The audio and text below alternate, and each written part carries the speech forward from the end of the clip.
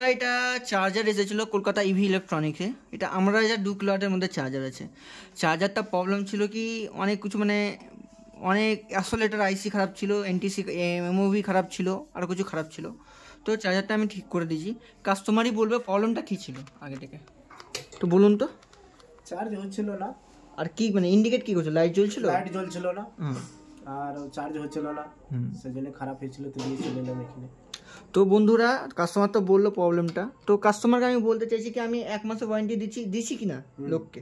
আমি তো আমার বাড়িতে কাজ করছি, তো লোক একদম বাড়িতেই কাজ করছি, আপনার সামনেই কাজ করে দিয়েছি। কতক্ষণ হয়েছে আসা আপনার?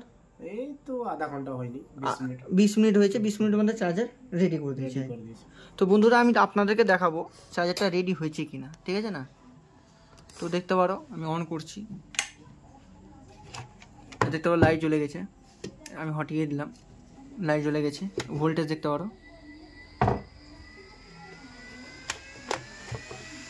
দেখতে পারো ভোল্টেজ। এবারে আমি এটা লোড চেক করব। 1 2 3 4 5 6 7 8। এটা চেক যখনই হয়ে গেল তার মানে এই চার্জার ফেল জীবনে করবে না, ঠিক আছে না?